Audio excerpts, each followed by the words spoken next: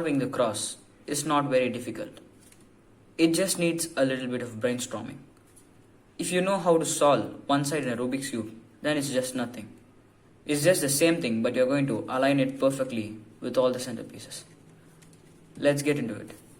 First, solving the cross, we have to take all the white edge pieces to the yellow side. For example, we can take the blue like this.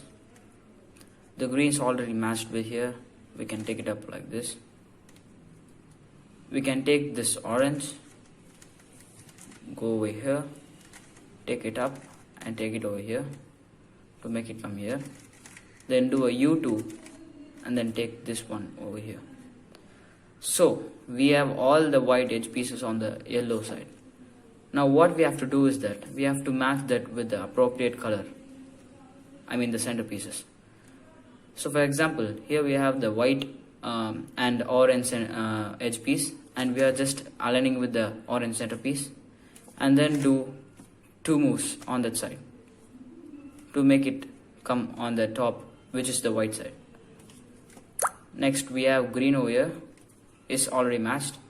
Let's just do 2 moves to take it up here. Now we have the red one here, which is not matched with the perfect color. So take it to the red side like this, and then do 2 moves to take it up here. And lastly we have the white and the blue edge piece. Take it over here to match it with it, and then just do 2 moves. So here we have the cross. So let's see another example to learn it more better.